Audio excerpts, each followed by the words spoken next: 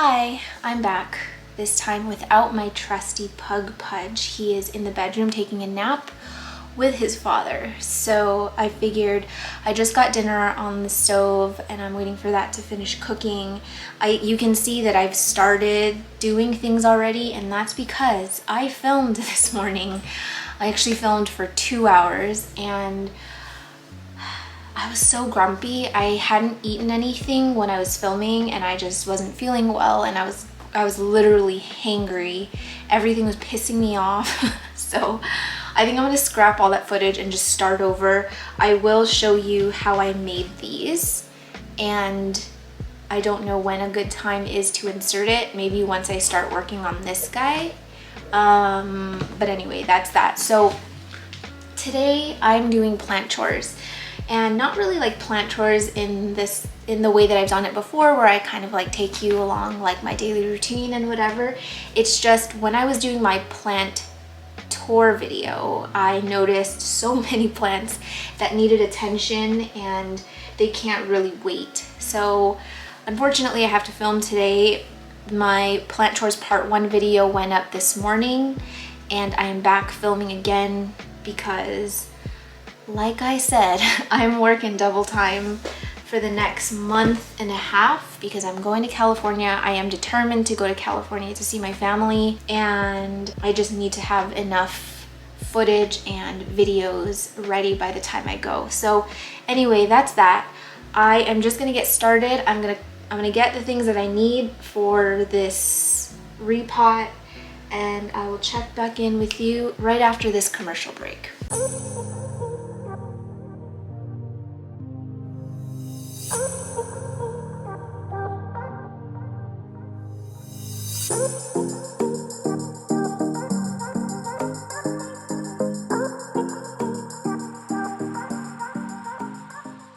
So I think before I start any of this, I do want to show you the footage of how I made these sphagnum moss poles. So I'm going to insert that video now and then I will meet you back here. So I'm going to start with just dry sphagnum moss.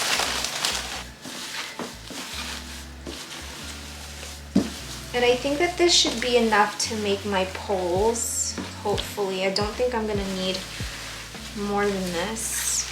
And this is not absolutely necessary, but I do it. I like to pick out all of the debris from it because this brand will grow. It is not as clean as moss that comes from New Zealand. The brand that I like from New Zealand is Spag Moss. That one is just so much, it's just so much cleaner than this stuff. Like, you don't get a lot of these kind of like twigs and whatever. I had some pretty gnarly stuff come out of moss before. I need to get comfortable. I'm so uncomfortable. Ouch. Okay, that's better. So yeah, I'm just gonna pick out all of the stuff here so that my moss is a little bit cleaner.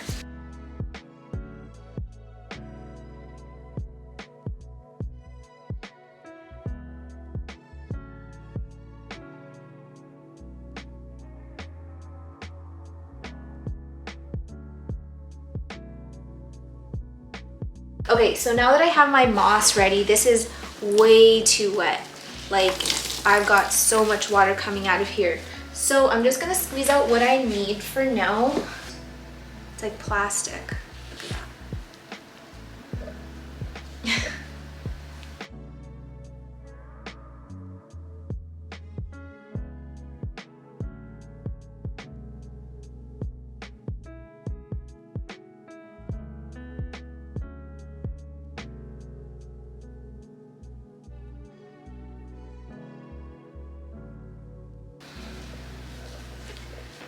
I think this is enough moss for the moss poles I need. They're not going to be big moss poles. I'm making pretty small moss poles today.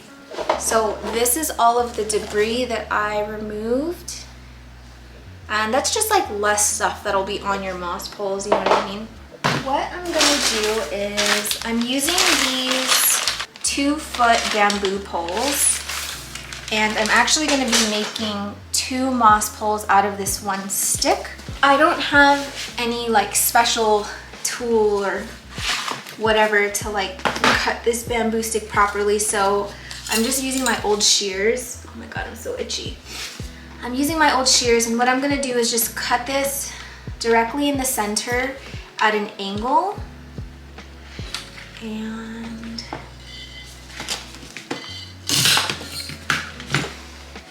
you'll see that it actually works pretty well. So I like to cut it at an angle because this is where I'm going to insert it into the soil. So it's nice to have sort of a pointed edge to get into the substrate. And I'm taking a look at this. And actually, I do think that this is going to be the right size pole. I thought I might need to make it shorter, but I think it's actually perfect. Cool. So I need 1, 2, 3, 4 moss poles, I said. So let me cut one more.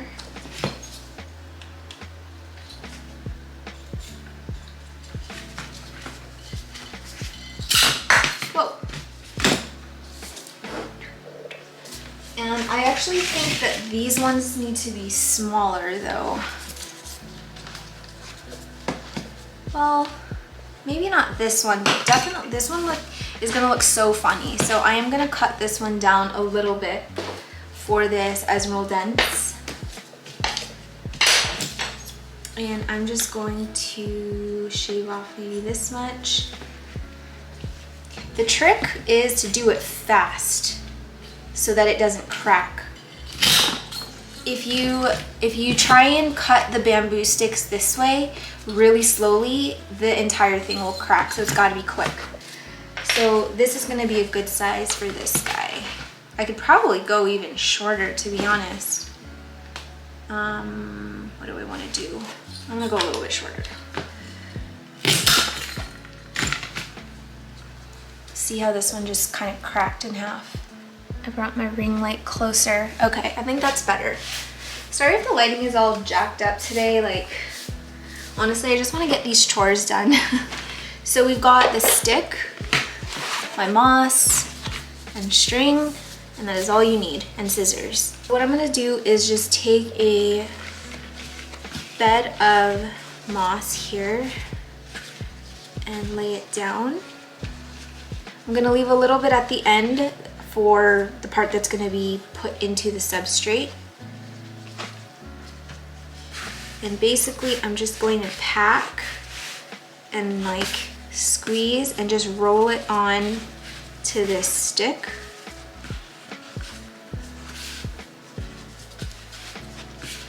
I wouldn't recommend using leftover moss when you're making moss poles because you want the fibers to be long and sort of brand new because it's easier to roll onto the stick. And if you've got empty patches like the one right here, you just fill it in. And you just pack it on and pack it on.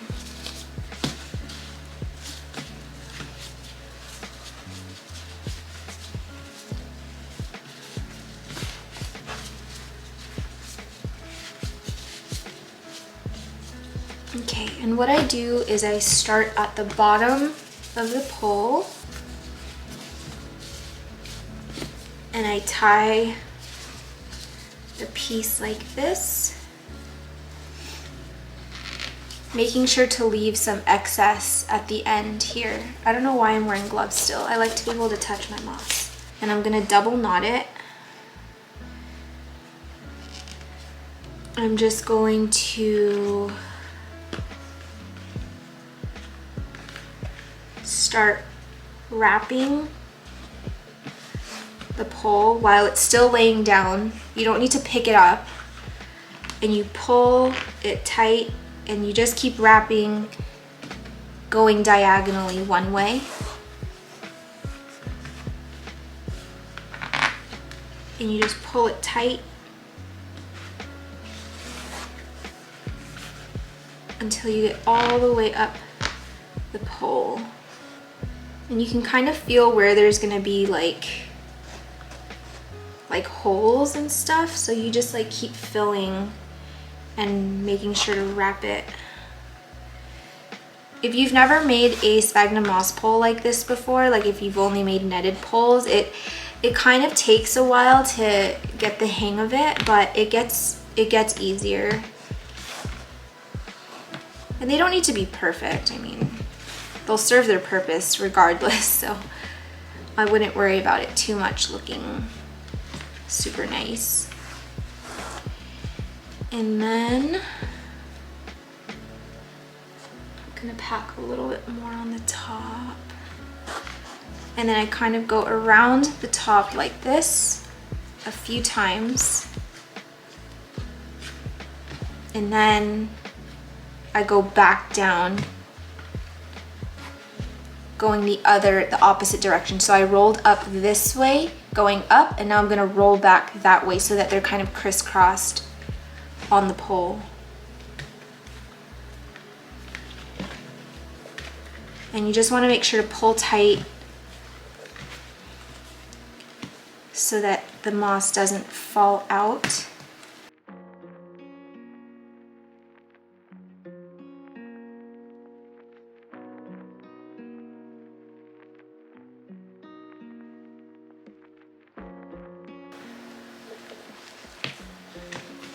Okay, and we're getting close to the bottom here. So I'm just gonna wrap it and then wrap it a few times at the bottom to secure it. And then you're kind of met back with this guy that you had hanging. So I'm just gonna cut it and just tie. I hope that made sense. So then you're left with something that looks like this. And then what you're gonna do is just pack it and kind of shape it.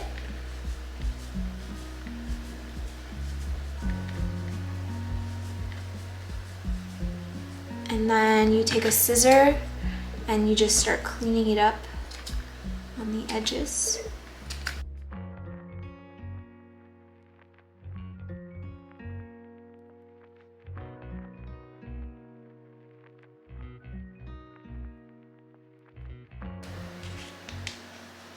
This is my favorite part about making moss poles, is giving it the little haircut. And then all these little shavings of extra moss, I just stick it into my soil container because I do mix soil, or I do mix moss into my soil.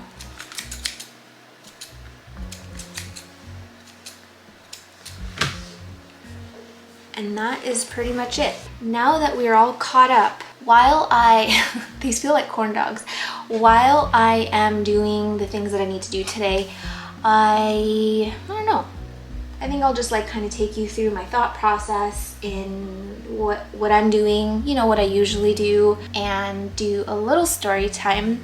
I asked Instagram what stories they wanted to hear from me that I've told on my Instagram to kind of just elaborate on it.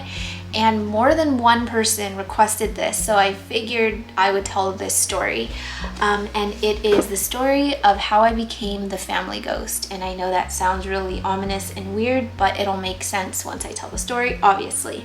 And I was gonna maybe like make this a ghost story, spooky story video because I'm super excited for fall. I mean, I'm not really excited for the weather. I do love the crisp air. I love fall air, especially up here in BC. It is nothing like that in California, but I am scared of seasonal depression and I am gonna miss the sun.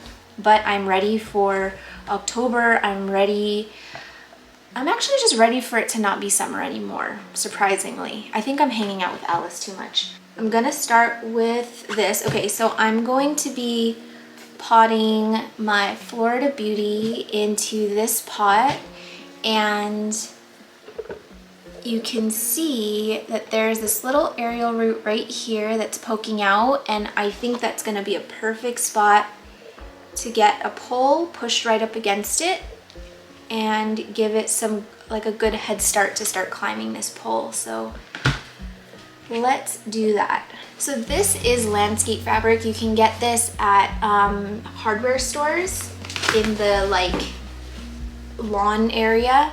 And I use this in my EXO to separate the leca from the moss. And I use it for the grid backings, like, oh, you can't even see it. If you watch my Exoterra build video, I built out a moss wall and you can see how I use landscape fabric for it.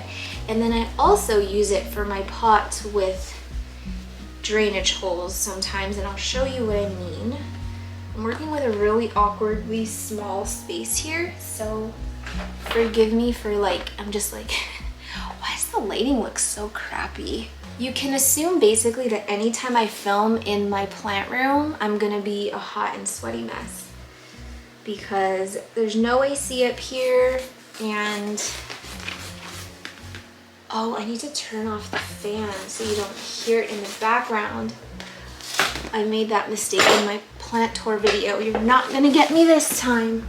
So this is landscape fabric. It's a very sheer fabric and breathable fabric, as you can see. What I do is, I don't have one right now because it's somewhere over there. I usually have this white chalk that I trace around the pot here to get the perfect size, but I'm just going to eyeball it this time and be lazy because it's Sunday and technically I wasn't even supposed to be working today, but you do what you gotta do. My husband says that my current work schedule is unhealthy and he says I shouldn't be working 7 days a week, but guys, I'm determined to buy a place. Let's talk about that first. So I am 31 years old, turning 32 in October, and as much as I appreciate all the really sweet comments about how nice our place is, I will have you know, and it's not a secret, I talk about this all the time, I'm just renting. We don't actually own this place. If we owned this place, oh man, I would have built this place out nice, real nice. There's so many things I wish I could change, but unfortunately we are just renting. And we are nowhere near being ready to buy property because real estate in Vancouver is wild. That's one reason why I started the YouTube channel. I just felt like we needed supplemental income so that we can get closer to that, because I don't really know what the plan is at this point. Why was I talking about that? I don't remember. I don't remember where that was going. Okay, so here's the landscape fabric. Typically, I would just nicely kind of cut a circle and I would just lay it down at the bottom, but because I'm being lazy, I'm just kind of stuffing it in there. And yes, the water still can come out of these holes, and because it's literally landscape fabric, it's not going to interfere with the growth of your plant at all. Like, it'll be totally fine. And actually, I prefer doing this because then when you repot, you don't have to deal with roots being broken when you pull it out of here once it outgrows the pot. I'm just gonna fill this with soil, and I'm gonna get a moss pole in here.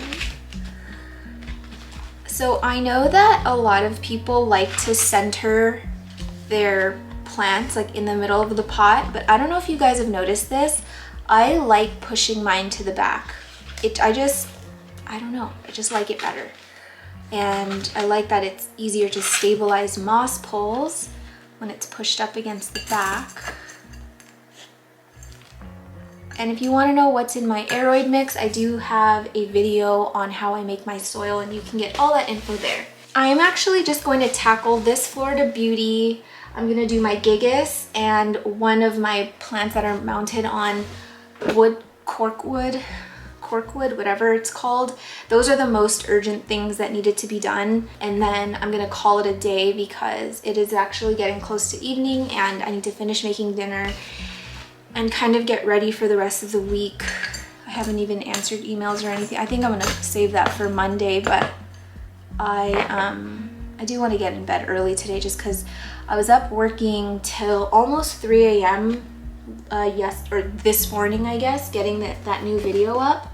And then I was up at 8:30, 9, and then I started filming. Well, no, I woke up at like 8:39, and then I made all my husband's lunches for the week. I finished doing laundry and stuff. It's just been kind of a really busy weekend, and I'm drained. And you guys are gonna get sick of me saying it, but I'm gonna be saying that probably until I'm on vacation in October. I'm just going to try and work really, really hard so that when I'm in California back with my family, I can just really enjoy being back with them. And then I'm using mycorrhizal inoculants for the roots here. And I talked about mycorrhizae in my June favorites video, as well as my new growth video. Oh my gosh, you guys, I have too many videos now. I can't even remember what I'm doing. Okay, so what I'm gonna do is I'm gonna place it right about here. Oh, I should have grabbed my tie. I'm placing that aerial root. I don't want to break it. I'm placing that aerial root right up against the moss pole, and I'm going to tie it so that it knows it's got some support right next to it. And I'm just going to carefully anchor it to the pole, and then I'm going to fill the rest with soil.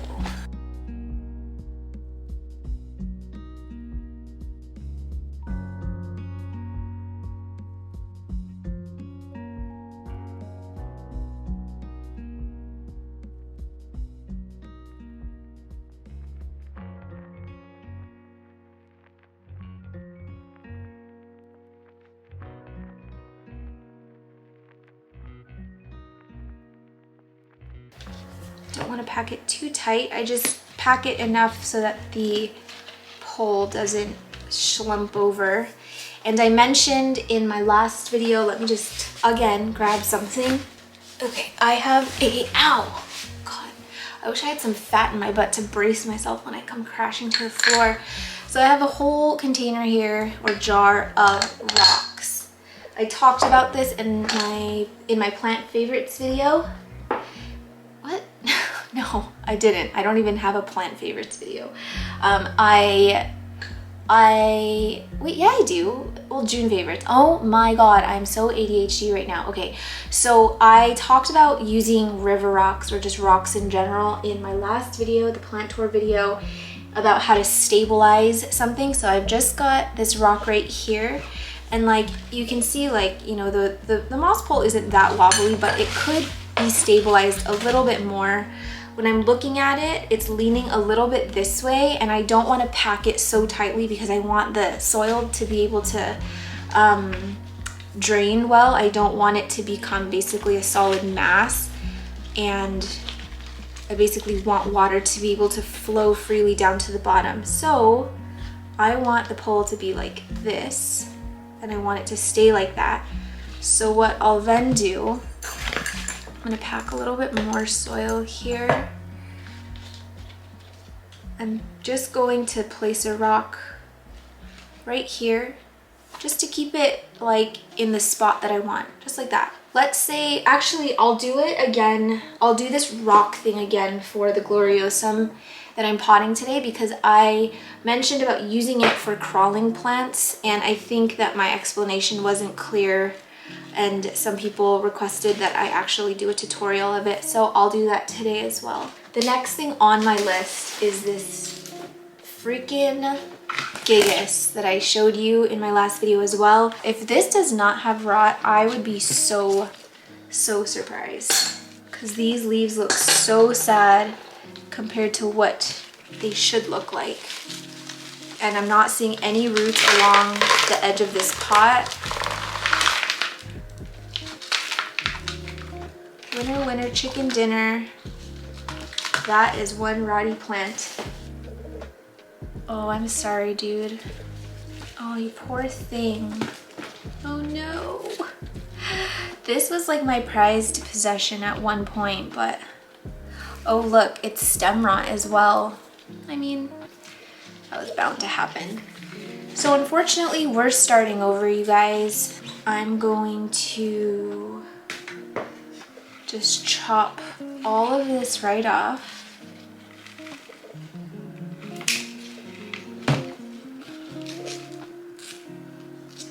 So I chopped off the part that was mushy, and the way that you know that you've cut it far enough is if you don't see any mush up the stem.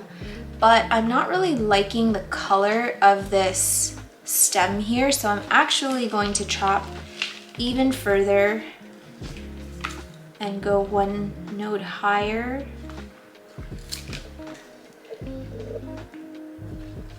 All of this has got to go. Oh, you poor thing.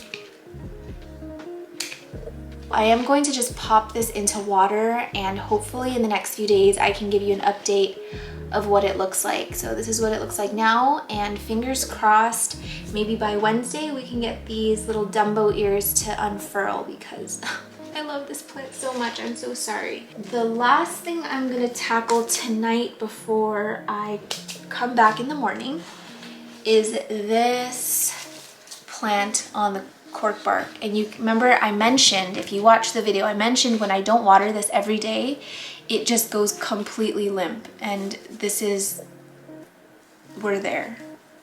That's very limp. So I'm gonna, hold on, I need to check on my dinner. This video is getting so much love. This is like every YouTube creator's dream, that their video is performing better than everything they've ever posted. So that is good news. Thank you so much. I basically hit 1,000 views in a couple hours, when that usually now takes me about a day and some change. So that's amazing. Thank you, thank you.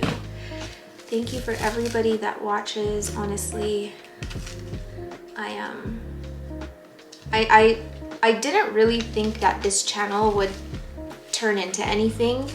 And to be honest, I didn't think that I would even be disciplined enough to do it and to film every week and to edit every week. I was like, oh, I'll probably post one video and then never post again. But I actually enjoy it so much. I know that I complain a lot about being tired, and that is because I'm very tired, but I think if I was just YouTubing full time, I wouldn't have so many issues with sleep deprivation. But you know, I do have a job as well, and it's just a lot. So anyway, but I am grateful for everybody that's here. This channel is very little, but it just means the world to me, and it's like changed my life in a way. Does that sound too dramatic? Whenever I see something that's dehydrated, I always think of SpongeBob in that scene where he's at Sandy's house and he's just absolutely suffocating and shriveling up.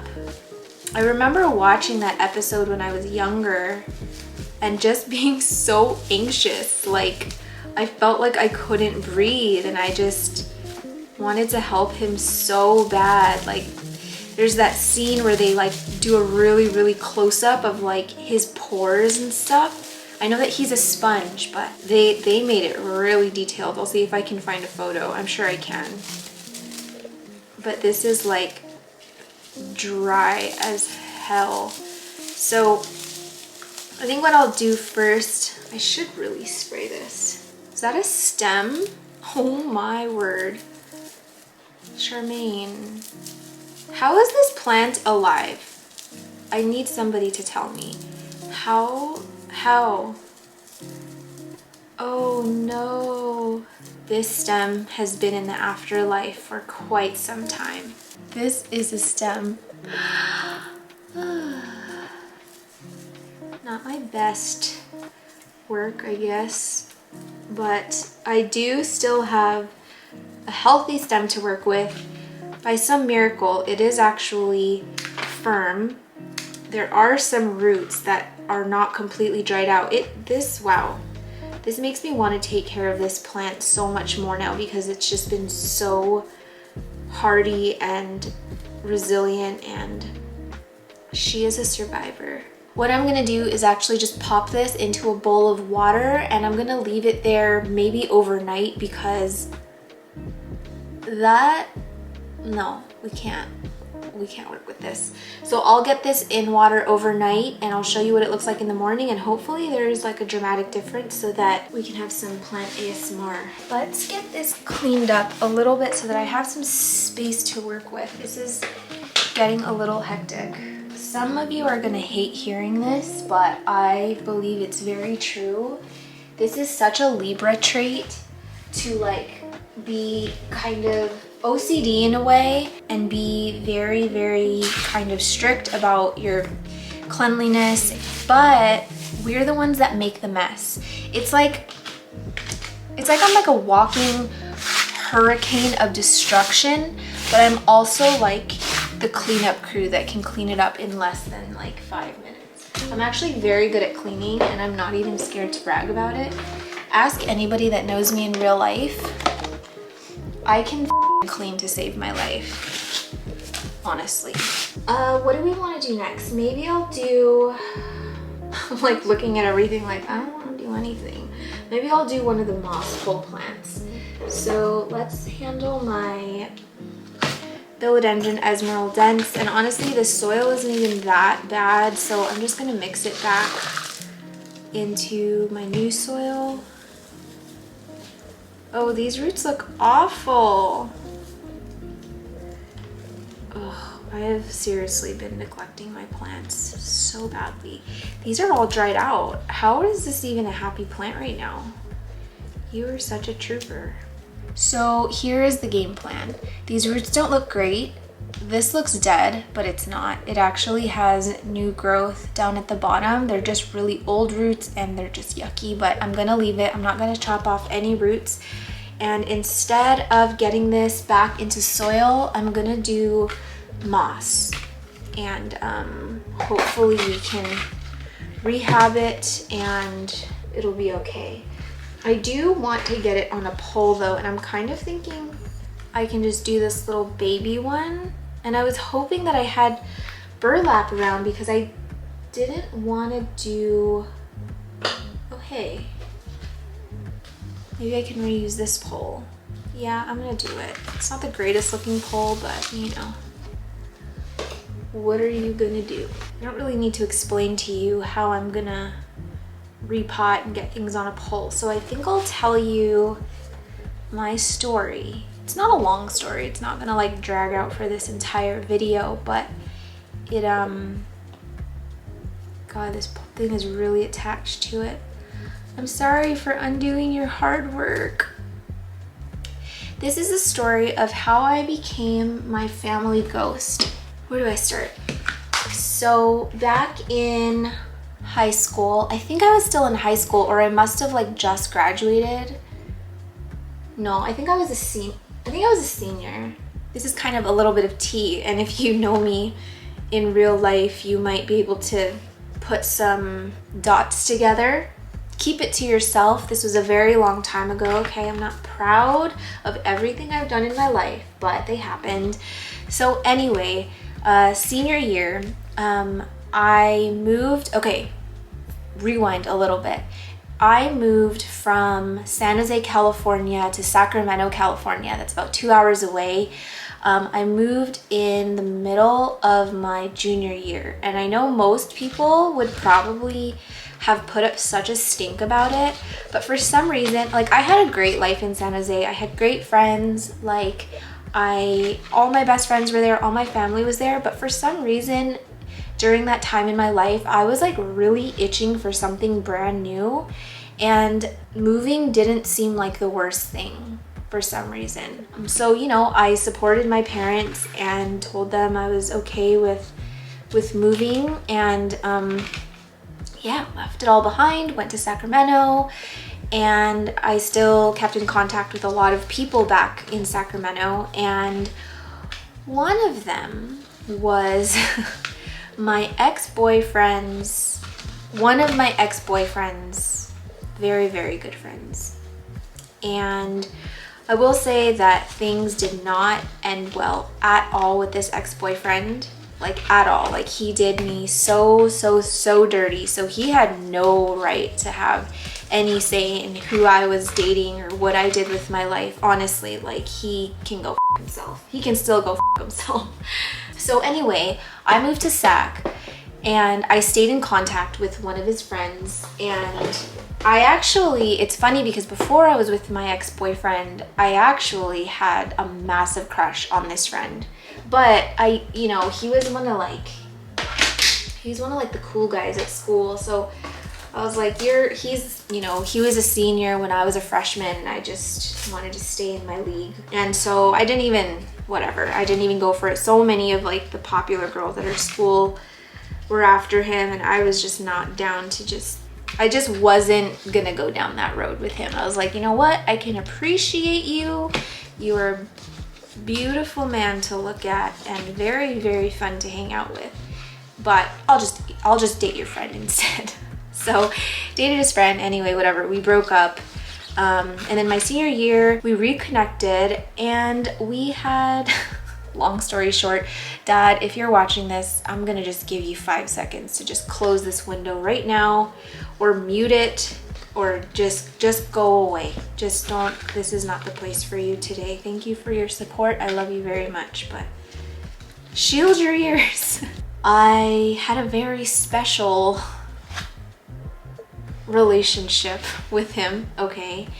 And it was a great time because we both were not trying to be anything serious. It was purely what it was, and it was fun because we were actually friends and we could like joke around with each other, and it was like just like the movies, like, hey, like, do you wanna? And then we would, and then be like, all right, peace out, or we'd just go eat something, you know? Like, it was super just what it was. There were no feelings, nothing. And so one year in 2017, we're talking, and he was like asking like what I had planned and stuff, like when we could hang out again. I'm like, oh, you know, like I'll be gone this week because I'm gonna be in Hawaii for a wedding. And he's like, oh, like what part of Hawaii are you going to?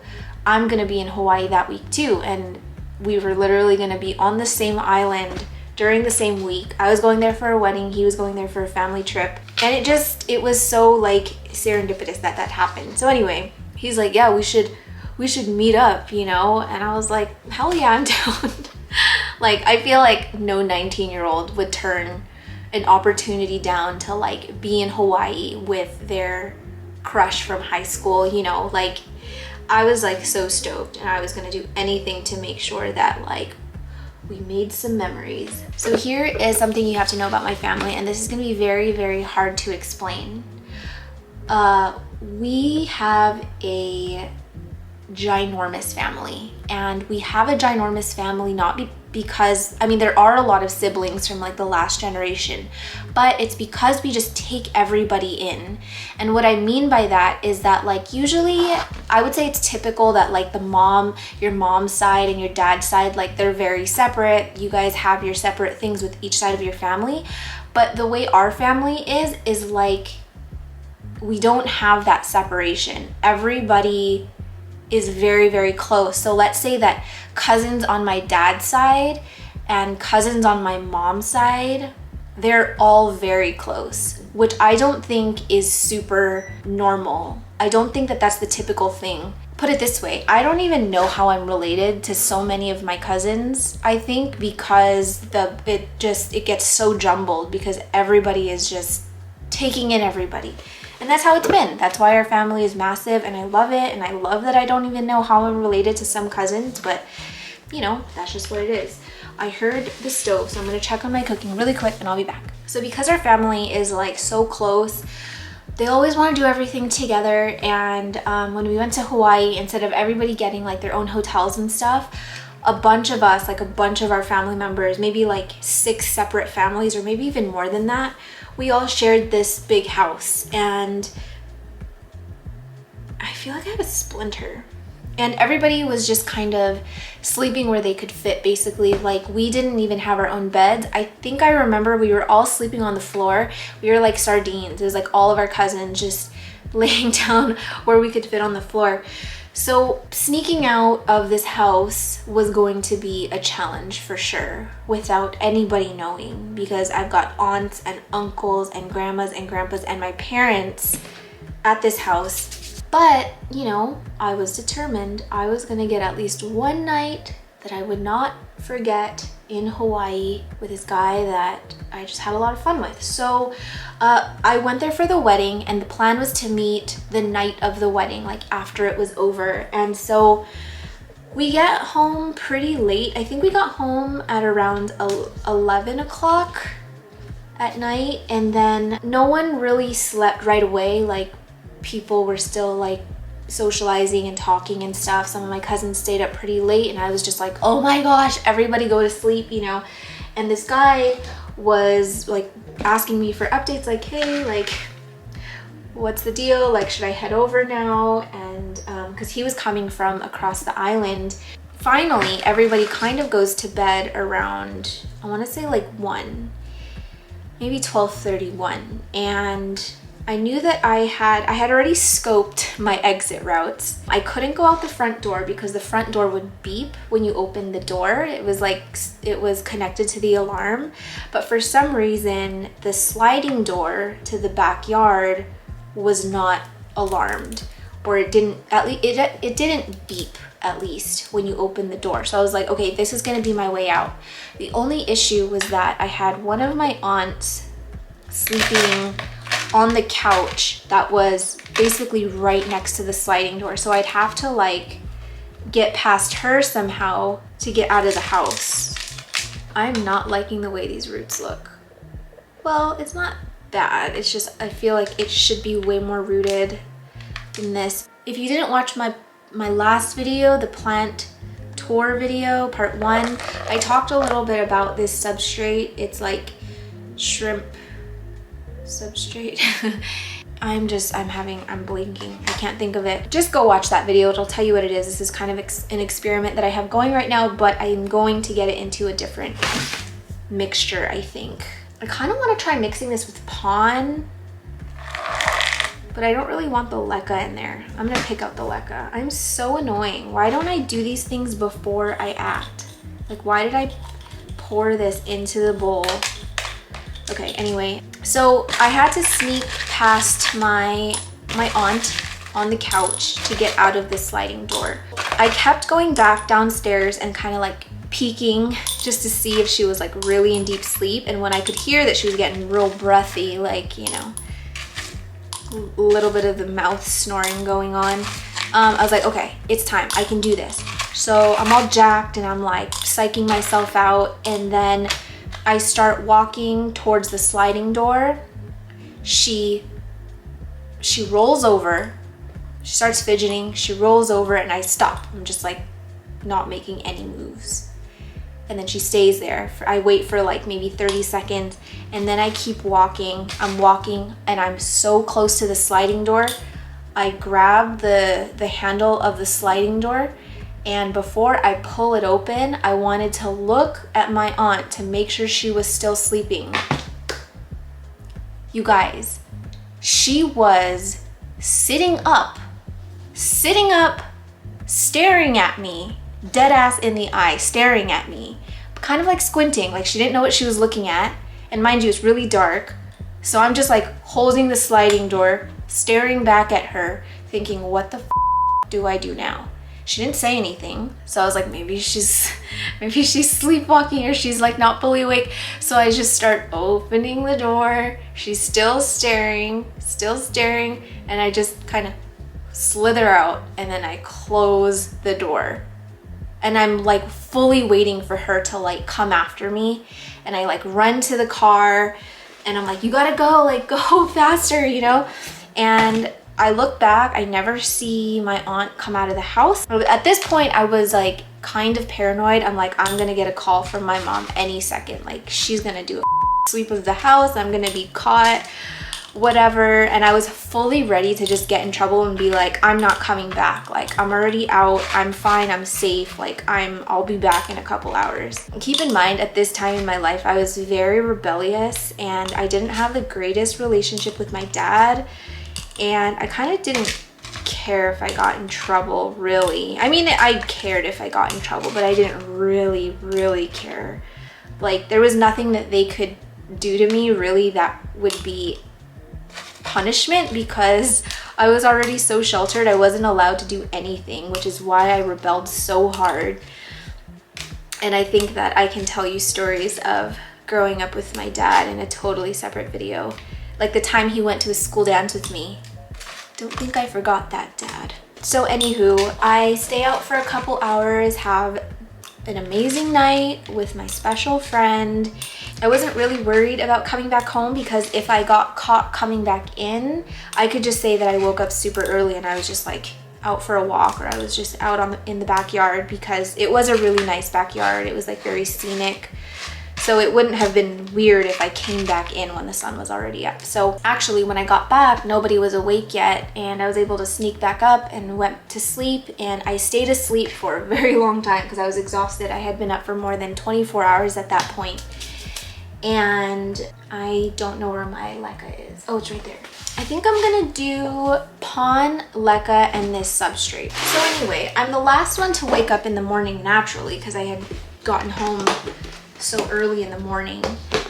And I come downstairs and everybody is like talking, and I'm just hearing like, oh my God, and like, no way, and what the heck, you know, it's like some tea was being spilled around the kitchen island. And at first I didn't think that it had anything to do with me, because if I was in trouble, I would have known I was in trouble. But you know, they let me sleep. I saw my mom in the hallway. She was totally fine. But yeah, they were all whispering and all talking, and more of my aunts kind of like came into the room and were like, wait, what happened, you know? And my aunt retells the story about how she saw a ghost, a full-blown apparition, full body apparition, not see-through at all, just like a human being, walk across the room and out of the sliding door very early in the morning.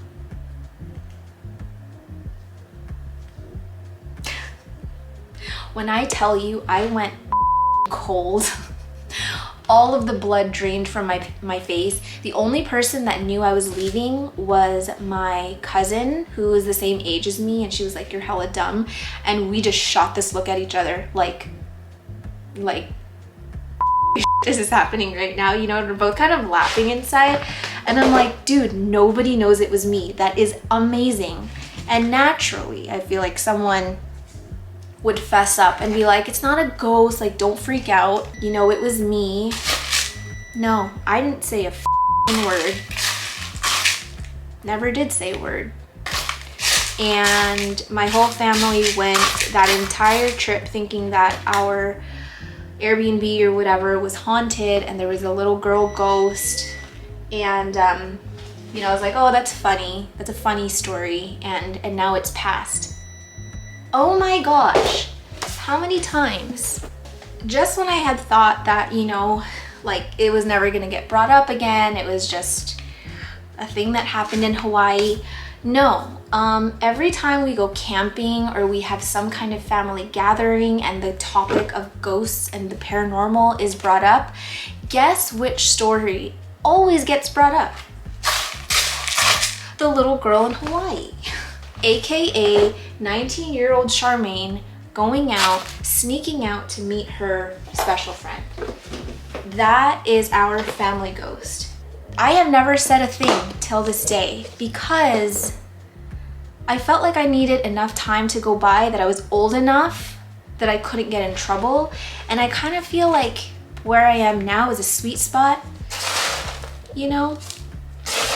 Like, I'm married, living on my own, and I'm a whole border away from my dad. If he wants to come and fight me, he's gonna have to cross that border, and I feel safe now. Yeah, that is the story of how I became the family ghost. And now I think that my little substrate experiment mixture is done, and it actually looks bomb. I gotta do this fast, ow, because my food is almost done, and also this camera is about to die and overheat at the same time. So I'm gonna just put it into this glass container.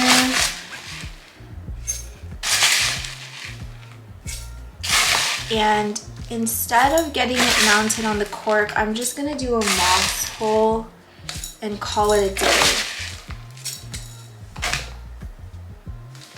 So what I do with passive hydro is, again, I lean it up against the back here and I just place it in. And I'm gonna grab a river rock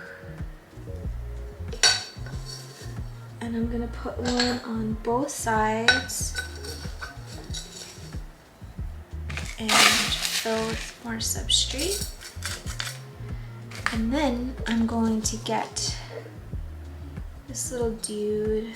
Oh my god, it's gonna outgrow the pole so fast. Are you sure, Charmaine? Let's just make do with what we have and just get this done, because I don't have the patience in me. I think this newfound love that I have for laying in bed and watching TV shows and movies is like kind of a sickness, because it's like almost all that I think about now. Like, I know a lot of people love traveling and seeing friends and going out and adventuring, but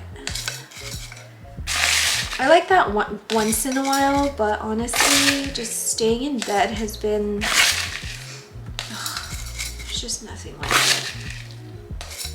And I'm planning to get some new sheets for the fall. I kind of want to get some like burnt terracotta sheets or something for spooky season. Maybe like, I have linen sheets, but honestly, I don't really want to invest that much money into it anymore, because I bought these $500 sheets from this really like trendy, I guess the word is hipster brand, and they are great. I love those sheets, but Pudge destroyed them. My battery's gonna die. Anyway, this is what it's gonna look like. I'm just gonna fill the rest, and nothing else too special. I'm gonna have dinner and I'll see you in the morning. Come here. Oh, I know. You're not comfy. You wanna sit down? Buddy. Can't work like this, my love. You're so nosy. Okay, well, I guess we're doing this. Hello everyone, happy Monday today. Let me just give you an order of events that happened. Where's my phone? Oh, my phone is far. It is about 3:30 p.m. right now. I woke up at 7:45 like I usually do. I did the morning thing where I prep all my husband's stuff, and then I answered some emails, and I went to like grab my camera to start filming, and I realized I didn't charge it overnight. So I was like, oh, I'm just gonna let it charge for like an hour and I'll just answer more DMs and stuff while I'm in bed. Bad idea. I was answering DMs, and then next thing I know, I wake up and it's 2:30.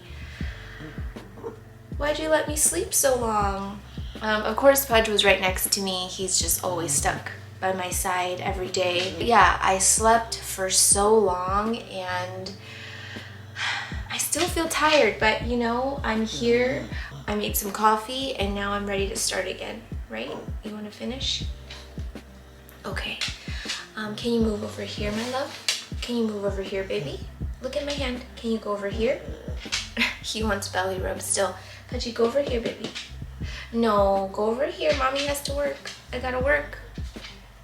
Oh, okay, okay. Just a little bit longer. Oh my goodness, you sweetie. You sweet boy. Okay, I gotta work now, my love. Oh, I'm sorry. I feel so bad. He like really wants attention. Okay, so here's what happened overnight. You know that really sad plant that was super thirsty? I just soaked it in water overnight and it's back. I'm telling you, this plant, it doesn't even have like a really great root system, but it bounces back every single time. So I want to spoil this one a little bit and just get it into a better situation because it's just been so good to me and so forgiving. The next thing I'm gonna do, I actually had this request as a comment a few times. People wanted to see, number one, how I propagate a Philodendron gloriosum and how I repot it. You can see, if you didn't know this about Philodendron gloriosums, they are natural crawlers in the wild, so they don't climb, they just crawl along the jungle floors, and yeah, each node here like roots as it crawls, so it's really important to get them in wider pots. And you can see this one is at the very, very end, and this new cataphyll is just struggling, it doesn't know where to go, so I gotta get it out of here. But the rhizome is actually pretty long. I've got 1, 2, 3 axillary buds along this rhizome, so I actually want to propagate it, and let me show you how I do that. While I'm repotting, I guess I should see if I got any other questions. Tell me about your apartment ghost. Okay, so I will be telling more paranormal stories in October. So I'm gonna wait to do that, but I hear ya. The one where you pass out and call your husband. That's funny. I could tell that story actually. Your experience moving from US to Canada and opinions. Okay, so I can answer some of these. These are fun. I told a story not too long ago about this time I met my friend Celine for the first time. So this was when Pud was still a puppy, and I had basically just moved to Canada not too long before, and my brother and sister-in-law just bought their new house, so they had a housewarming party and a bunch of their friends were there, obviously. So that was my first time sort of meeting some of their friends, and I'm very introverted. If you don't know that about me already, I think that I can come across as like a bitch sometimes because I'm just not the one. If I'm completely sober, I'm totally not going to go out of my way to introduce myself or talk to you. It's just not in my nature. So I was very to myself. So Pudge was with me. Of course, he was getting a lot of attention, and there were 2 girls in the backyard at the time. I hadn't been introduced to them yet. They were kind of just like observing and staring, and Pudge just kind of kept running up to them, and one of the girls was really like into Pudge, and she wanted to play with him, and I thought it was really sweet.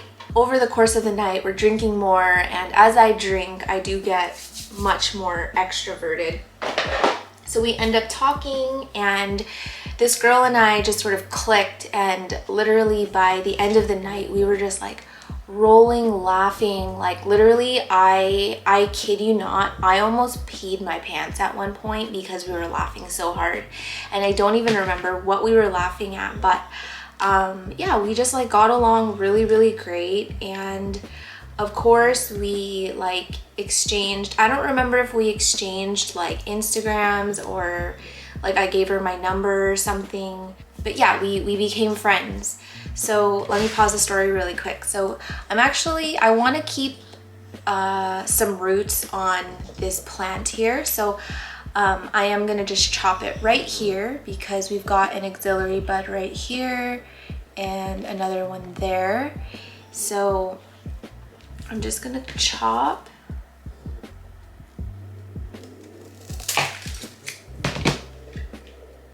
And I've got this guy here, so I'm gonna just let it callus over for a couple hours.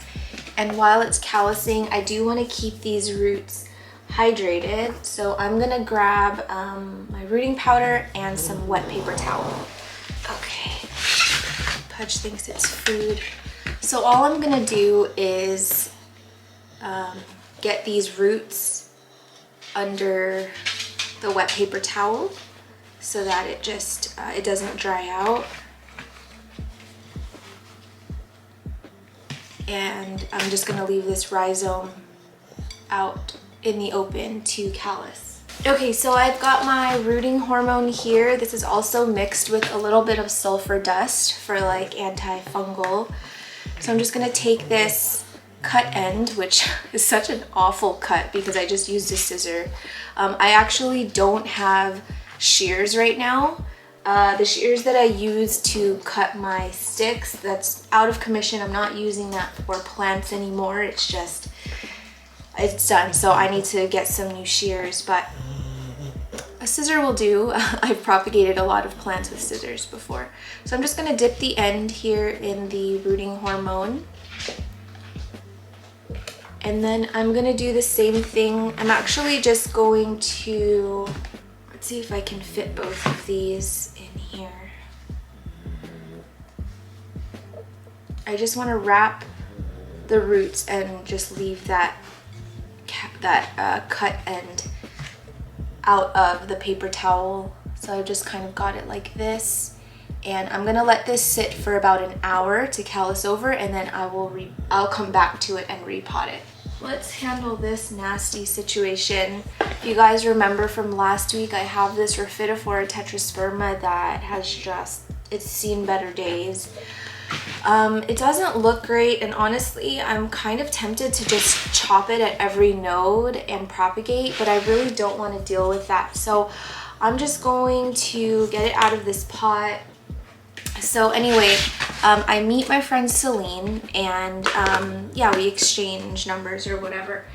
And we had planned to go to this, like she asked me, because she works in the restaurant business, so she asked me if I wanted to go to this like soft opening of a small restaurant that was opening nearby. And yeah, usually that's not my thing, but she was like, it's free food and free drinks, like you gotta come. So I went, and it was cool, like it was fun, you know. I feel like when you hang out with a new friend for the first time, there's always kind of that like, not awkwardness, but just like I was nervous, so I wanted to drink a little bit. The food was good, and we ended up sitting next to these two guys. And just to preface this, they weren't creepy, they were super, super nice, but they just kept bringing the soju to our table. And I've never had soju before, and I totally underestimated how strong it was. And I was like, oh, it's so sweet. Like, this isn't gonna do anything, you know, it's not gonna get me drunk. So we're going shot after shot after shot. They're bringing more bottles, and I made a big mistake. Soju is actually very strong. Here's what happened. I don't remember leaving the restaurant, but I kept sort of getting flashes of what was happening. I would black in and out of consciousness, basically. The next thing I know, I wake up and I'm literally sitting, you guys, this is a true story, I'm not kidding. I woke up on a giant Chewbacca beanbag. The beanbag was larger than I was fully sleeping on this giant Chewbacca beanbag. And at first, I didn't know it was Chewbacca, okay? I don't watch that stuff. But I blink, I look around, I see the guys, they're just, you know, whatever, they're talking to Celine. I look to my right, there's an open bathroom, and there's a shower curtain, and it's Star Wars. It's Star Wars themed. It's a Star Wars themed shower curtain. I look on the floor of the bathroom, Star Wars rugs.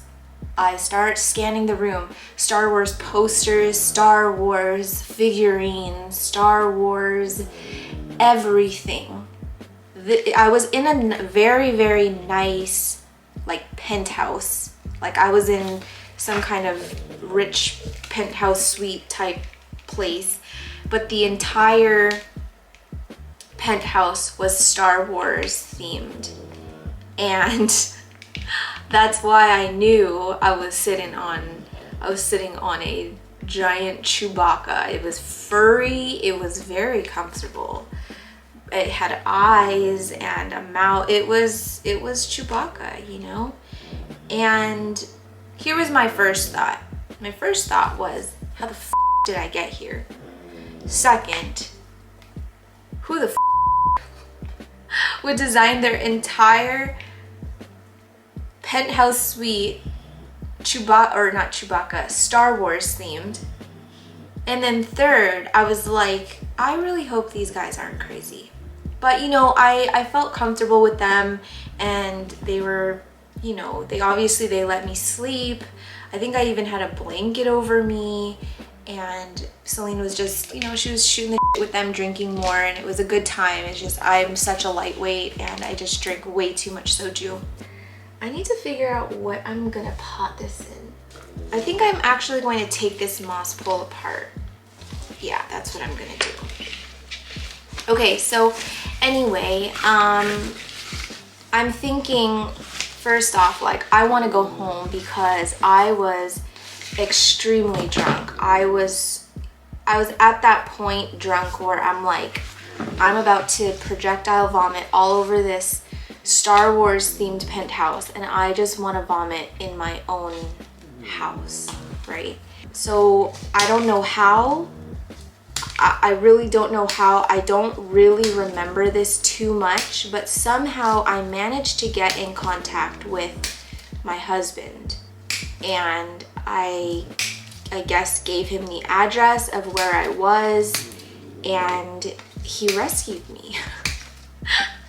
And I remember being in the car, like trying to not throw up, and my husband was just like laughing at me. And yeah, I got home, I threw up like Exorcist style, just projectile vomiting, and I was literally hungover for 2 days afterward. I couldn't function. I was broken.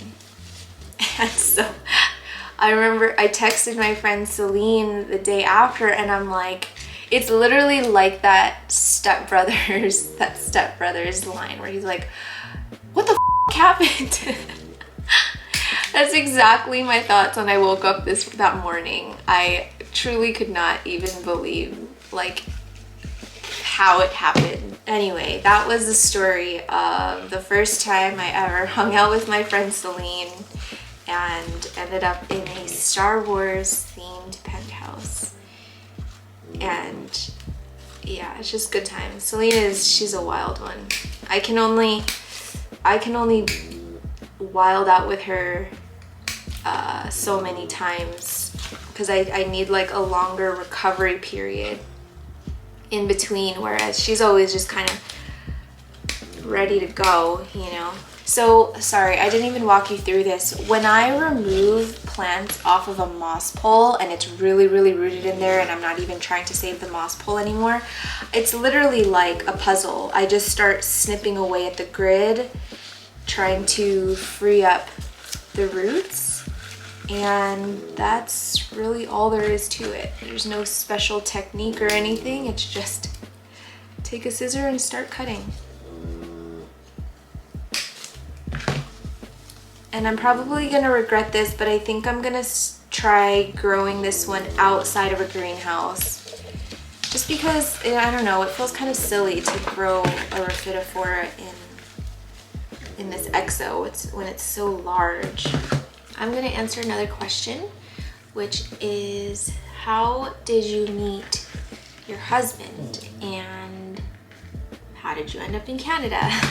So for my 21st birthday, I actually went to Las Vegas with my cousins and my aunt and my mom. I was living in San Francisco on my own, and I didn't really get to see my family that often because I was working so much. I When I was living in San Francisco, you guys, I literally had like 3 jobs at a time and was always working some kind of internship. Like I had to hustle to pay my rent. So yeah, I just wanted to be with my family. I didn't really, like, I had so much time with my friends around that time that it just kind of made sense to do this trip with my family. So anyway, I almost didn't make it to Las Vegas, to be honest, because the day before we left, my coworkers threw me a party and I got obliterated. I was so wasted.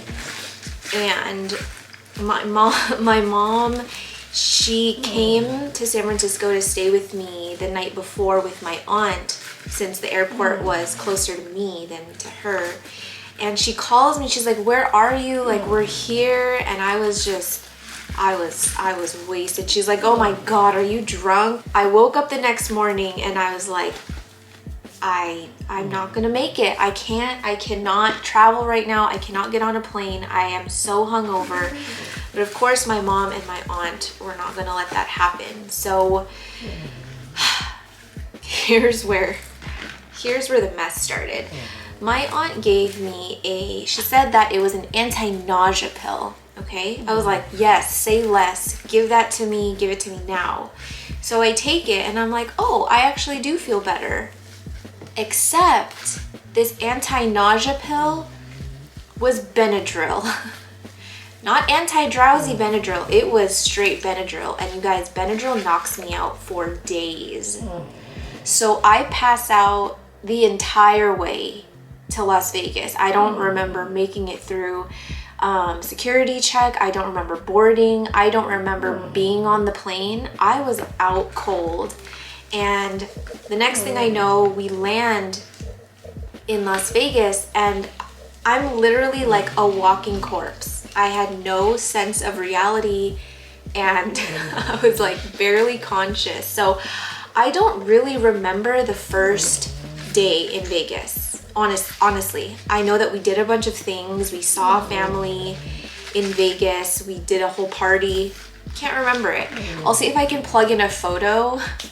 It's probably on my mom's Facebook, but I was just passed out the entire time. So anyway, by day 2, I was like a little bit more conscious, but I was still very, very, very, very drowsy. That was fun, whatever. I think it was the second night we went to Excess, and my aunt, she like knows a bunch of people in Vegas. So like we had this like huge stretch limo truck with like a stripper pole inside of the limo, and we had a bunch of booths at like all these different clubs, and everything was just all set up. So we were just kind of bouncing around, just following my aunt. One of the last nights we end up at Excess nightclub, and my cousins and I are like, okay, we need to try and find a bunch of guys to sucker in and get us some drinks. So we're like on the dance floor, like scoping it out, and we just kind of realized it's kind of lame. There's like no one that looks fun.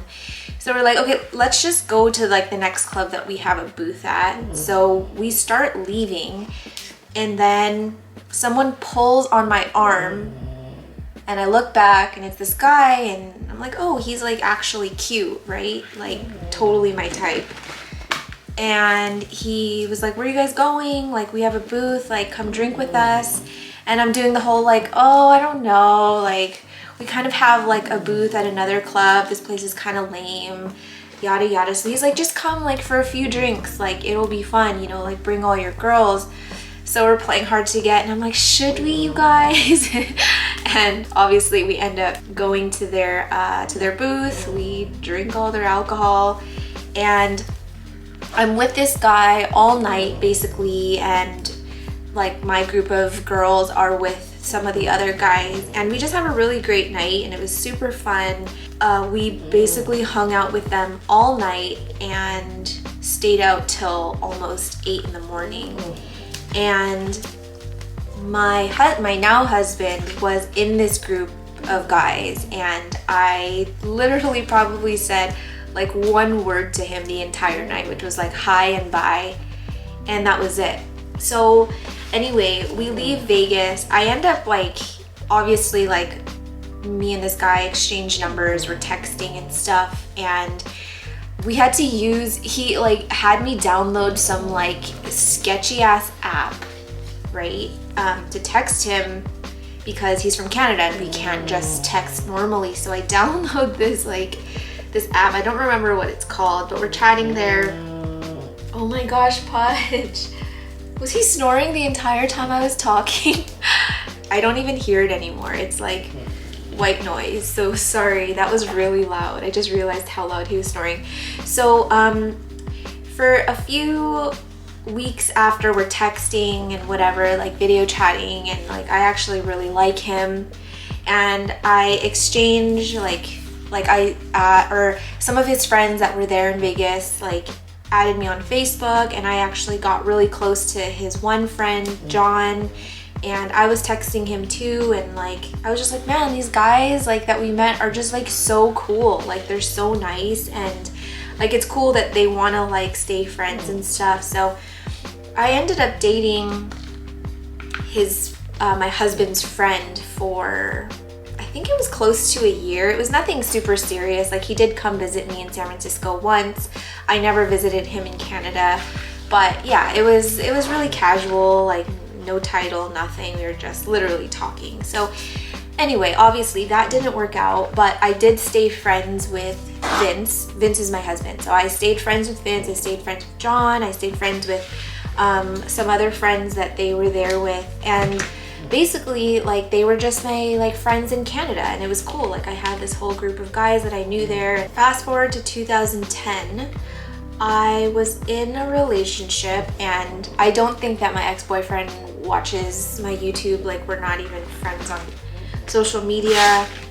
I guess there's gonna be some confessions happening right now. So I was in a relationship. It wasn't the greatest. We had a business together. We had a lot of ties together. He was the first boyfriend that I ever introduced to my family. And this was, I think I've referenced this before in another video, but this is the ex-boyfriend that I just wish we could have stayed friends. Like I wish we never pursued anything because we were such great friends. We had so many of the same interests, and we just had so much fun together. We went on so many adventures. He introduced me to the world of Volkswagens, like old Volkswagens. We used to go to this event in Sacramento called Buggerama, and I met some amazing people, had some great experiences. And honestly, it's weird because I look back at that time and I'm like, it was kind of like the best and the worst time of my life for a lot of reasons. Towards the end of the relationship, it got really toxic, and I think we only stayed together because we had this business together. We had,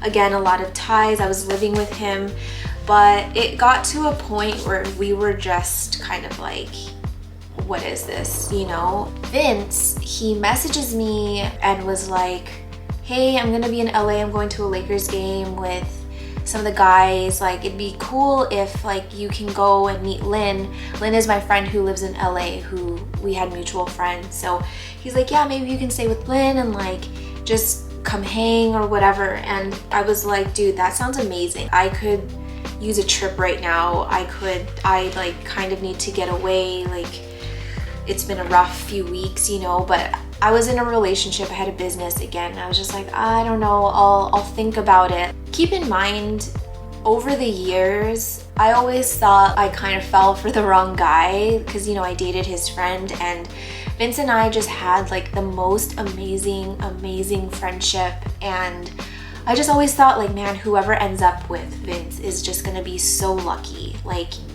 he is truly just like one of a kind. Like I've never known any guy like him before. So, you know, I always had that in the back of my head, just like, what if? Let me grab a pot. So, you know, Vince invites me to this LA trip, and Lynn is messaging me like, hey, the guys are gonna be in town, like you should come. And yeah, so I said no because I just knew that it wasn't like the right thing for me to do at the time. But leading up to the dates of their trip, it was just so bad in our relationship, and we were fighting a lot, and there were just so many moments where I just wanted to be out, and I just felt stuck. Like I felt stuck because of this business that we had. We had a lot of money tied up in it, and I just, you know, I was like, where am I gonna live? Where am I gonna go? I don't have a job anymore if I leave this company. And it was just a lot. It was a lot to process. It was a lot to deal with. So I basically was just like, okay, whatever. I'm just gonna stick this out and just see what happens, you know? Yeah, again, leading up to the actual time of the trip, it was just so bad. So I was like, I'm going to LA. Like, I need to go see friends. I need some time for myself. And again, he didn't question it. He was like, go, you know? So we have this thing in California called Megabus, and it's basically like, some of them are very like luxury buses. They're super nice. There's like Wi-Fi, and like, it's just a very nice way to travel through California, especially going from Northern California to Southern California. I booked the Megabus last minute. I tell my friend Lynn I'm coming, but I wanted to surprise all the guys and not say like that I was coming. Yeah, I get on the bus, and the entire time I'm like, what am I doing? You know, like, this is crazy. Like, what am I doing? I get there, and you know, I tell Lynn, like, I'm actually really nervous to see Vince. Like, I don't know if this is, like, should I be doing this, you know? And she's like, dude, you should see him. Like, it's been so long. And she did know about this sort of little thing that I had for Vince. I think she was very pro me and Vince because she didn't think that the guy I was with at the time was good for me. And so, you know, we had plans to meet at a club that night, and honestly, she had to drag me there because I felt so sick. I felt so just like nervous and scared, and I was like, I just didn't want to go anymore, but she dragged me there. And literally, like, right before they came, I was in the bathroom, literally hovering over, sorry, I keep hitting my tripod. I was literally hovering over the toilet, like ready to vomit. It was just not a good time. But the second that I emerged from the bathroom, she's like, they're here. So guys, it was like straight from a movie. Like he walked through a crowd of people, and we like saw each other, and it was literally like I couldn't hear sound anymore. Like, the sound got muffled. Everything else was in slow motion, and I just see Vince in front of me, and like, just, I had this moment, like, this is where I'm supposed to be. And I just felt this sense of like home and comfort the minute that I saw him. I guess the rest is history. So I got home from LA and basically told I'm leaving the company. I don't want to be together anymore, and I'm gonna move back home. And that was that. It was almost immediate. I was like, I can't stay in this relationship anymore, you know. And he didn't question it. It was kind of just like, we were just kind of waiting for someone to say it, or someone to make the first move. And I almost feel like he was kind of relieved that I had this epiphany when I went to LA. And yeah, I moved back home, and I got with Vince, and it just made sense. So we did long distance for, I think we did long distance for like 4 or 5 years.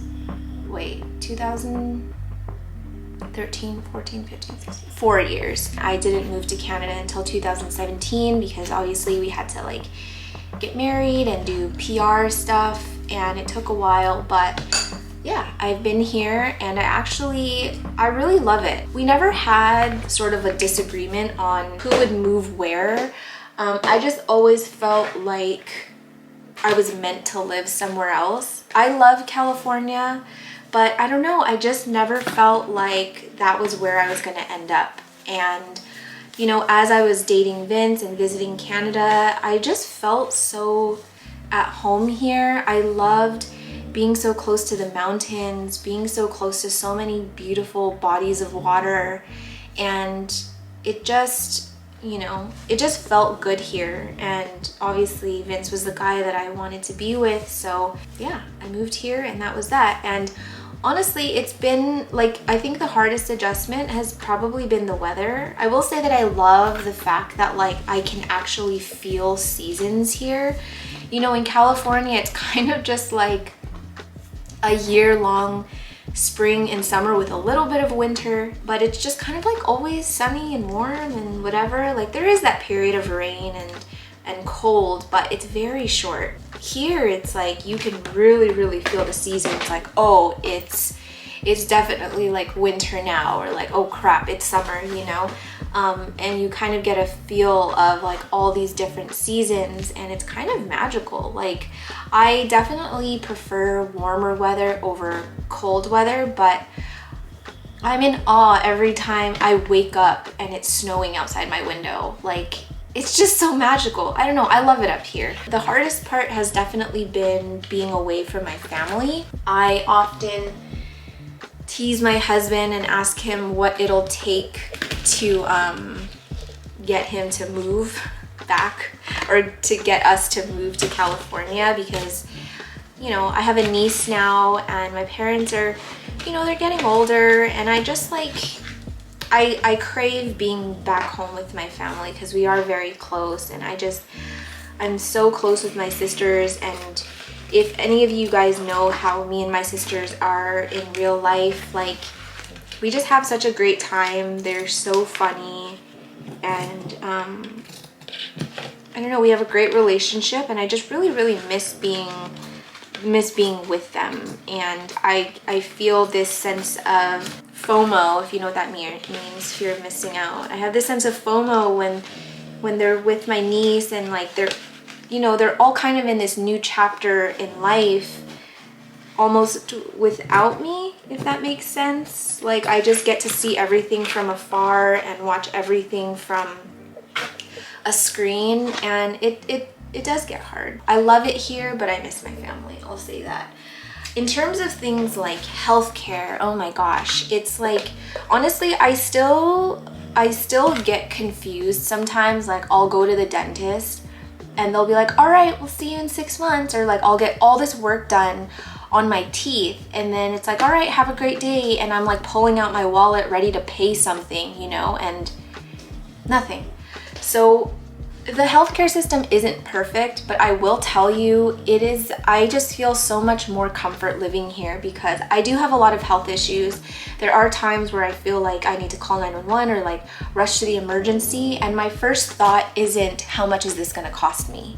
I do love it here, and I think that this is going to be a really good place for us to raise a family. And if, you know, yeah, if we do have kids, I guess, like I just don't have to worry about stuff like insurance because it's fully covered pretty much, and there's that sense of security and comfort. So I do like it up here. Obviously the weather is not ideal all the time. Sometimes it gets so cold, and I'm just like, why do I live here? And if you think about it, I'm living in the most mild part of Canada, so I would never survive somewhere further, or like, yeah, further north or whatever. Okay, so I have my new moss pole. I've got this pot, and now I just need to figure out how I want to position this. All of the aerial roots that were attached to this pole, I'm gonna redirect down so that it can actually root. And I've got this little guy here that is gonna be my new, that's gonna be my new connection point for the moss pole. So that's what I'm gonna do.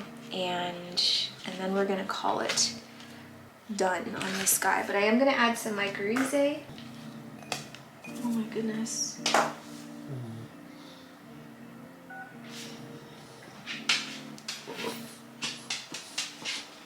Buzzer.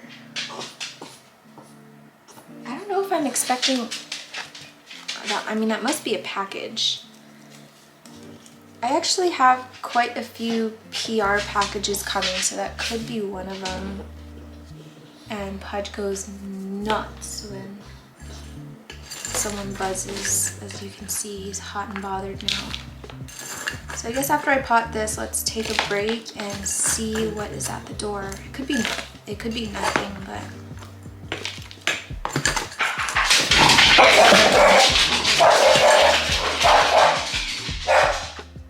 he just knocked over a bunch of things. It actually wasn't for me, it was for my husband, which is kind of a relief because I am so not in the mood to record any stories today on Instagram. So yeah, that's a good topic to talk about. I think that one of the like main perks, obviously, of having a social media following is that you do get reached out to by brands and people just want to throw a bunch of free stuff at you, and that's all fine and dandy. I mean, if that's, you know, you want to accept everything and tell your followers, that's great.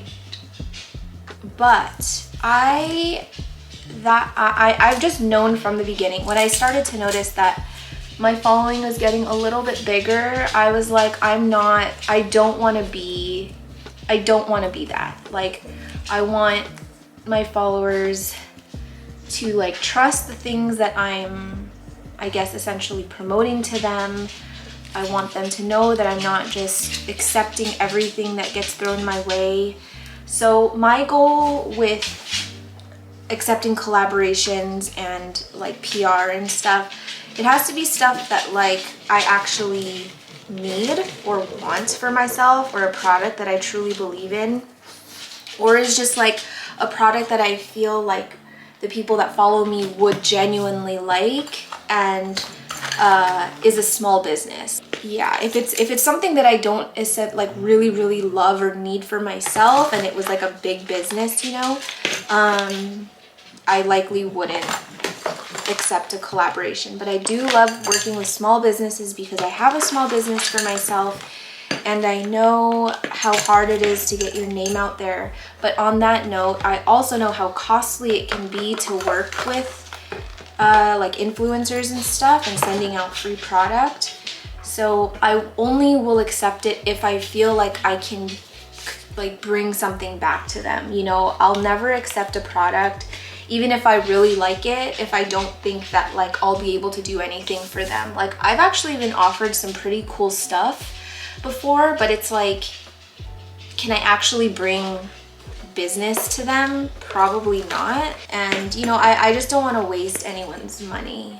I think that I've maybe rubbed some people the wrong way by not accepting free product or accepting a collaboration, but I've just chosen to be really picky about who I collaborate for reasons for myself and for them. Like, I don't know, that's just how I do things. So with that said, if I ever collaborate with someone or like promote a product, it's stuff that I like really believe in, or I really love, and I can count how many collabs I've done. Like, I'm an affiliate of Mossify because I use their moss poles, I use their sprayer religiously. I actually love the product. And then it's a small Canadian business. And then Garnished Garden, which is the pillow. You guys know that I've basically shown that pillow in every single video since I got it. Pudge loves it. I just think they're so cute and I actually want more. Who else? I've collabed with Pure Sun Farms. I use their CBD oil religiously. They have a marketplace and all of their stuff is so cute. And when you're watching this, I would have worn a shirt from them in my last video. So Plant Tour Part 2. Who else have I collaborated with? Like, I really feel like I haven't collaborated with that many people because I'm not just like accepting everything that comes my way. And honestly, no judgment to people who do. It's just, let's just say this, I want you guys to trust me. And free product is great, obviously, for me, but I don't feel like I would be doing you guys justice who support me. Like, honestly, I wouldn't be making money from YouTube or from my socials without you guys. So it just doesn't feel right for me to just be accepting a bunch of free stuff and throwing it at you guys. So we got this guy repotted. I have it in new soil, a brand new moss pole, and I'm gonna be watering all my plants at the end, but hopefully it's happy in here and we can get some better leaves on this guy. Let's handle this little dude, our little survivor. I'm just gonna put it in soil, I think. That's probably the game plan. Or pond. There's an idea. But what pot would I put it in is the question. You know what sucks is I'm actually filming this video before my plant tour, so I actually have to clean up all of this and get the plant room looking spick and span before filming my next video, which I'm hoping to start filming tomorrow. I'm so flustered. Where do I put this water? Who wants water? Who wants water?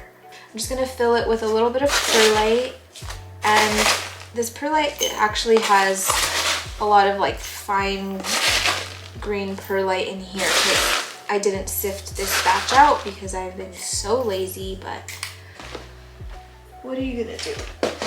I'm just mixing again Lechuzapon and some perlite. I'm gonna add some at the bottom.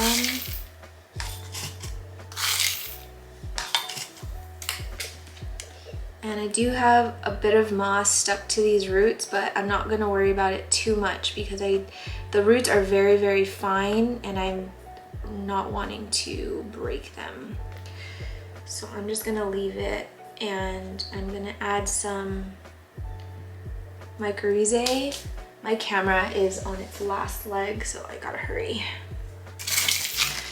This is such an interesting plant. I'm actually so curious to know what it is, which is why I wanted to save it, because I didn't want it to die before even figuring out who it was.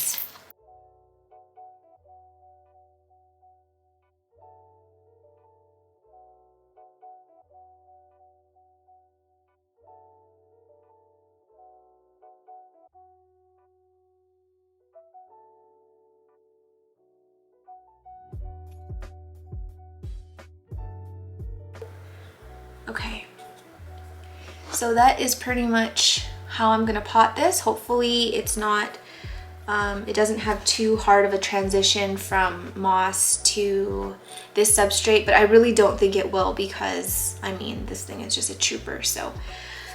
All right, I think I only have a few more things to do. I can see 3 more things I need to do, so I'm gonna recharge and be back yet again.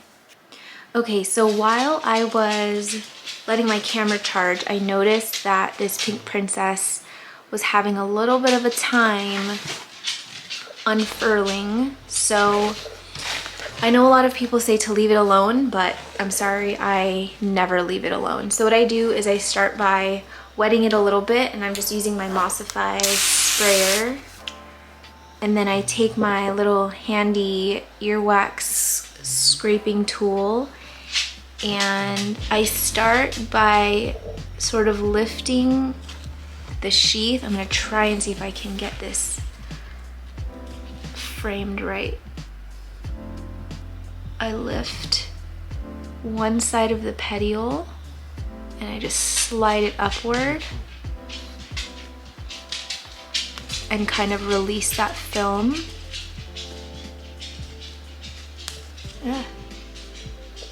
I'm usually a little bit more graceful than this, but I did just have coffee and I'm a little bit jittery. And then I'm gonna do it to the other side. Sorry, I don't think that I can get you guys a good view of what's going on the other side, so let me just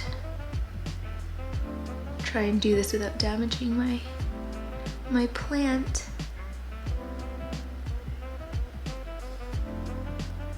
Okay, so the other side is free now, and now I'm just going to gently release it from the sheath.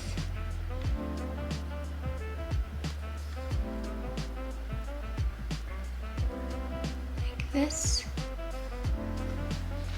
And there we go. She's free, and hopefully she bounces back from that, because the petiole is pretty bent. Oh my goodness, that petiole is so bent. But I think I got it out soon enough for her to make a full recovery.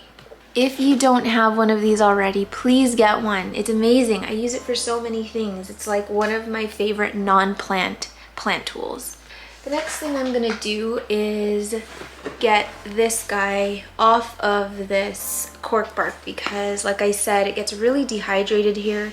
I'm actually not even sure what the plan is for this, but the first thing I'm gonna do is just get it out. I'm going to cut it free if I can find my scissors. And if you wanna, I don't think that I showed how I assembled this on my YouTube channel, but I basically just wrapped the whole thing in moss and used some string to tie it on there. And that's pretty much it. Nothing really fancy. Oh man, this moss is so dry.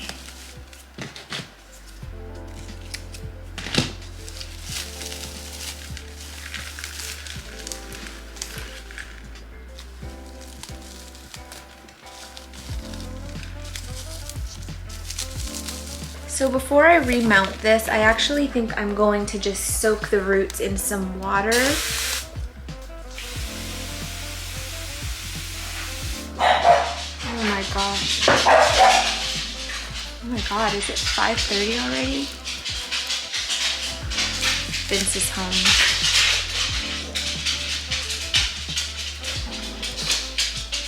Ooh, that's wonky. Hi. Yeah, I'm filming. Oh, hi. Hi. It's okay? Yeah, it's fine. Hi, all of my wife's wonderful viewers. Viewers. So this one definitely struggled getting out of its little sheathy thing because it's all bent and sad. That's too bad.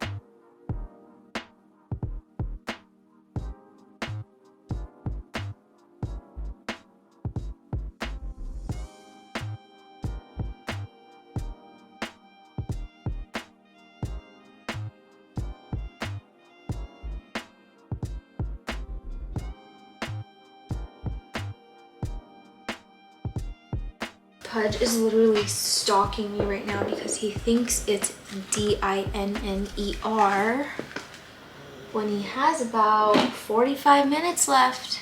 All right, friends, here is where we are. It's been several hours now, and I'm going to handle this Gloriosum situation.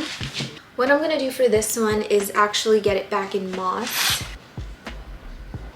Sorry for the background noise. If you can hear it, my Mars Hydro tent is back on with the fans because I'm germinating some hybrids, Anthurium seedlings right now, and I noticed that it's pushing out leaves, which I am so freaking excited about. This is what I'm doing with the chonk. Basically putting the roots under moss and just letting this rhizome sit on top. And I'm hoping that it wakes up this guy and this guy right here. As for this one right here, these roots don't look great. It's no good. Okay, I'm gonna cut this off because these are dead roots right here. This is not alive anymore. You can see it's like mushy and squishy and not good. So this is gone. Everyone else looks okay. I'm actually gonna do a mixture of moss and soil, I think, because it is currently rehabbing.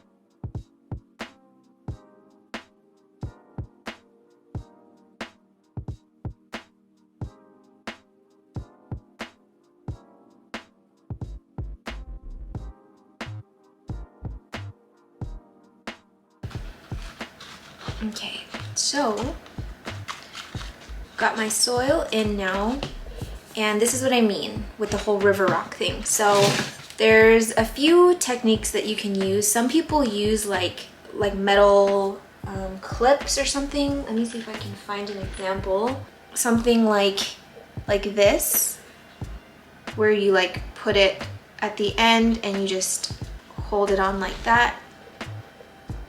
Or you can do something like this, where you like stick, I'm not gonna do it, but you stick like a stick or a pole in there, and then you just tie the petiole to it and it stays up. But again, if I can avoid using sticks, I will, just because so many things are on poles and stuff. So what I do is get my little friends, and I basically just stick a river rock on each side like this, and it stays up. And then, as I mentioned in my last video, like as you water and as it roots more into the soil, it like stabilizes, and then you can eventually remove the river rock. I can't tell you guys like how long that process takes. It really just depends on each plant. But that is my method for holding up plants that are like leaning and falling. Good morning, everyone. Today is Saturday. Do you want to say hi? I have a lot going on right now. So today is the premiere of the video you would have seen last week, and hey, my weekly thumbs downer is just so loyal and just so on it every week. I respect your dedication. I did not even know that I could do this and like chat with people as they watch it. So I think I'm gonna try to do this every week just because it's so fun. I have a very messy kitchen. I need to do dishes and get the apartment cleaned up. I was literally like, I had my whole day set out today. I was like, I'm gonna wake up, I'm gonna do the premiere, I'm gonna redo my nails because I hate my nails right now. This was such a bad color combination. Like, it makes me look like I have a stunted fingernail. I was gonna repot the last two plants that I had for this video. And then while I was watching the premiere, I was like, oh, I'll just do plant stuff. And I found spider mites. So I felt like, I mean, they're like right on time, honestly. It's like the end of summer is when I get my spider mites, and they have arrived. So let me show you what spider mite damage looks like. So this just looks very sad, but it really just needs water. It's so dry. Other than being thirsty, here were my red flags. So not super concerned about this because this is one of the older leaves. But I was looking at this leaf and I'm like, it looks a little white, it looks a little pale, and sure enough, we have a ton of spider mites. So spider mites look like this. They're these little white specks. They don't really move. You'll see usually webbing where the petiole meets the leaf blade at the abaxial. I'm not seeing any webbing, but there is, oh, there we go. If it'll focus. Do you guys see that white speck there that's holding on by a web? This is a brand new leaf and it looks so sickly, and that is 100% spider mite damage. So this plant has it pretty bad. This leaf is going out too, so kind of sad because this was actually growing really well, and now all of the leaves are pretty much damaged. Even the new leaf is damaged, but we're gonna get it treated. And since it was up here in very close quarters, oh my gosh, I thought this was a massive mealybug, but it's just callousing. That on my heart stopped. Okay, so yeah, since it's in close quarters to all of my plants up here, I'm actually going to treat all of them for spider mites. Oh my gosh, this one is pushing up so much EFN. I recently transitioned this one to lower humidity, so I think that it's definitely feeling the stress now. but you know what? That's just part of it. I'm not gonna worry too much, but I am going to get this spider mite situation handled today, and I will show you how I go about doing that. We are in the shower. I never know how to film properly in here. It's such an awkward space, and I just wish I had like a bigger shower to like fit myself, my plants, and my camera somewhere, but it's very narrow. Like, we are right at the edge of the glass here, so I'm gonna try and record this the best I can. But basically what I'm gonna do is give them all a nice little shower in like room temperature water. You never wanna shower them with like really cold water. And then I'll be using Dr. Bronner's soap, give them a good scrub down and just get any like spider mites off, EFN off. And then once they dry a little bit, I will spray in here with a pesticide. And what I'm gonna be using is just regular Safers today, and hopefully we can get this spider mite situation under control. I actually didn't even know I had a new Gloriosum leaf. Look how cute this is. This one is finally acclimated down to 30% humidity on my plant shelf, and it only had a teeny tiny bit of trouble unfurling, but otherwise, like, hello.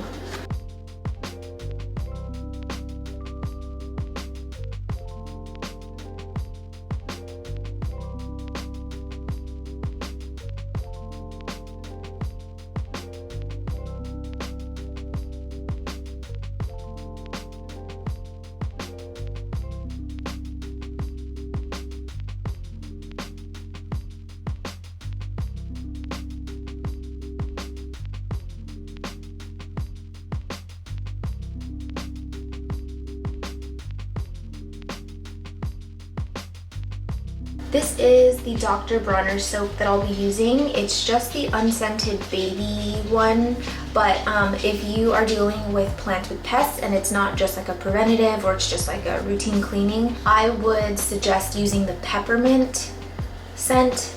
I just don't have any with me, and I just told myself that until I use this whole bottle, which is gonna take forever, then I'll go and buy the peppermint one. But anyway, I'm just going to be washing down all the leaves, front and back, petioles, everything.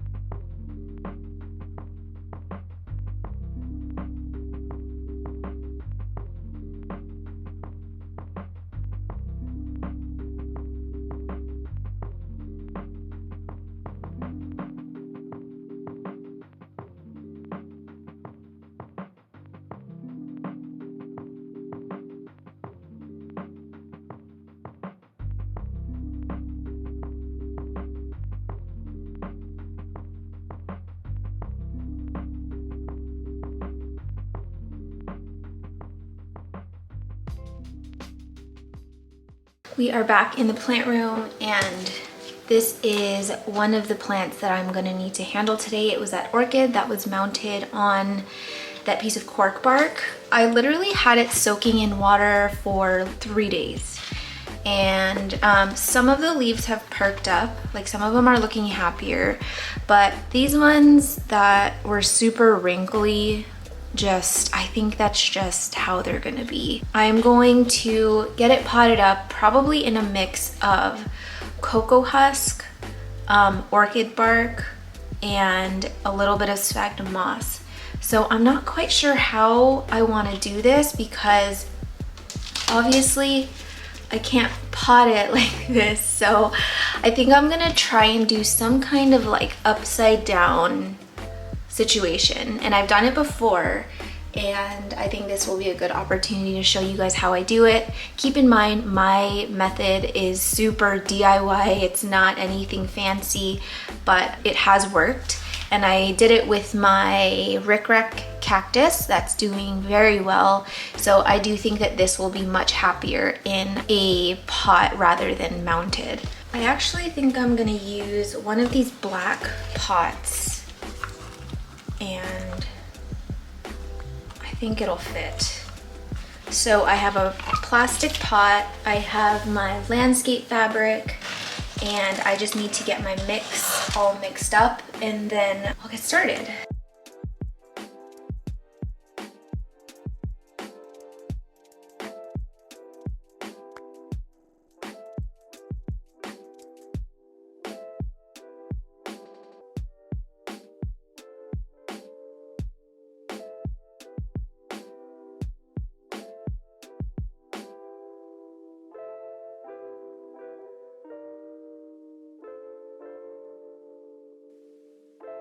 Okay, so what I do is I take my pot, and what I'm going to want to do is basically cut a large enough hole to get my roots through. So I'm just going to cut diagonally.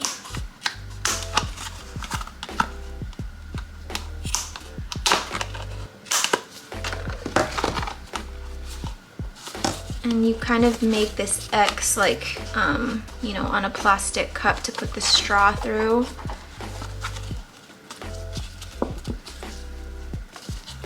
Fold it in. Please don't break, because you don't want to make the hole too big either. I am going to snap something, you guys. She's not the most graceful. Oh yeah, we're in. Okay.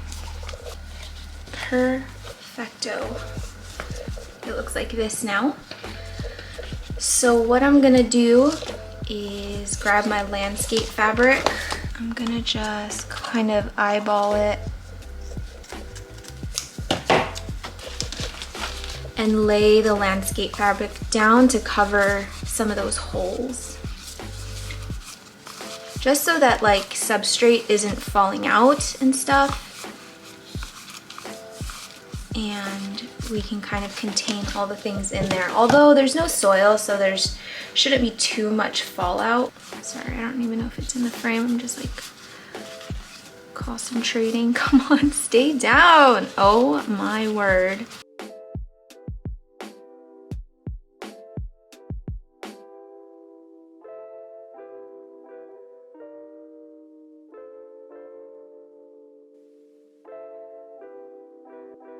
Now we've got landscape fabric that is covering most of the holes, and then now I'm just gonna fill it with this mixture.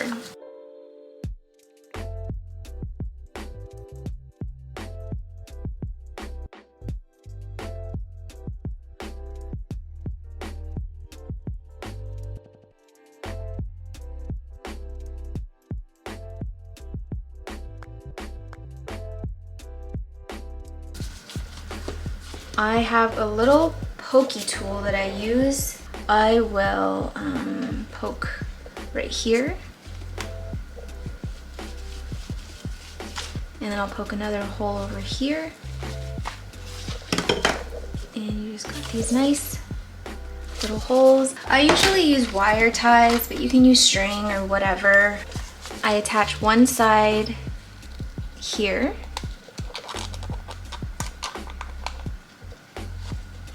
In, and then you fold the wire up. Hopefully this reaches. And then you go on the other side. Ideally, I would have wanted this a tiny bit longer, but this will work. And then you fold, and then fold it over the top. Like that. And then you just have this sort of nice little hanging basket. And I usually use either another hook like over here, and then I'll use it to like anchor it to something, or I'll just use an S-hook. And I like not putting it right in the middle, like towards the back, because then if it's leaned up against something, the hook or the tie is actually closer to where you're hooking it from. If you have it too close to here, it kind of gets a little awkward. So even if it's leaning forward a little bit, I actually prefer doing it back here. So yeah, it just hangs like this, and it's worked well for other plants in the past. And I think that it'll actually be happier here than it was on the cork bark. So ta-da! You just water it regularly. You don't have to treat it any differently. And that is that. All right, the last thing I have on my to-do list is getting this fern happy. It's been soaking in water for 3 days and it finally perked up, thank goodness. I did chop off all of the sad looking leaves. Honestly, I'm not really sure what I want to do with it. Oh, that looks so dumb. Let's think about this rationally. My camera's dying. Oh, that's so dumb. I wish I could mount it. Maybe I can, but how? I know what I want to do. It just hit me. I have this big old like square pot. So I think what I'm gonna do is pot it this way, and I'll just let it sit on the shelf like this, so that it's like mounted, but it's not. Which way is even the up? Which way does it go? This way? This could be a bad idea, but it could also be a great idea. I'm just gonna get this cleaned up because it's dirty.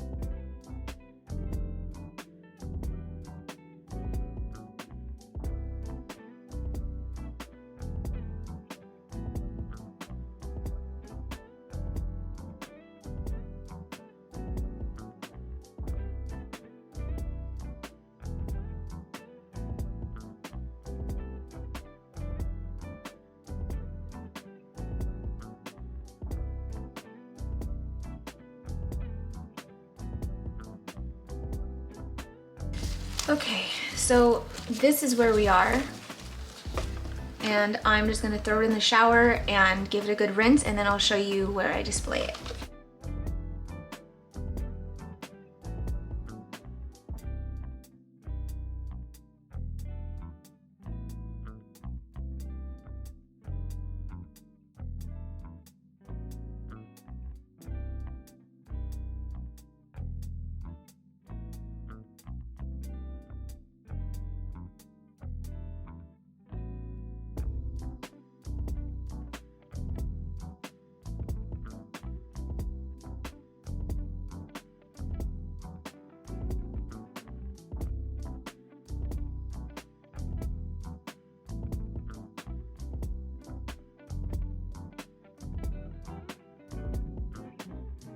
Okay friends, I think that we have reached the end of the video. I'm kind of in a place now where I've gotten pretty caught up on things that I've been putting off for a long time. I spilled some secrets. I showed you spider mites. What else did we do? Honestly, I can't even remember because I have filmed 2 other videos alongside this video in the same week and everything is all jumbled in my head. But we had fun and we appreciate you always keeping us company while we do all the plant things. And hopefully you enjoyed it. Thank you for being here. Fingers crossed this wasn't another 2-hour-long video, but with my track record, it probably will be. Do you want to say thank you for subscribing and thank you for watching another one of our videos? Yeah, that's so nice. Do you want to tell all your subscribers that you appreciate them so, so much? All right, so before we go, let's give them a high five and then let's get out of here. You ready? Yeah? Okay. High five. Bye.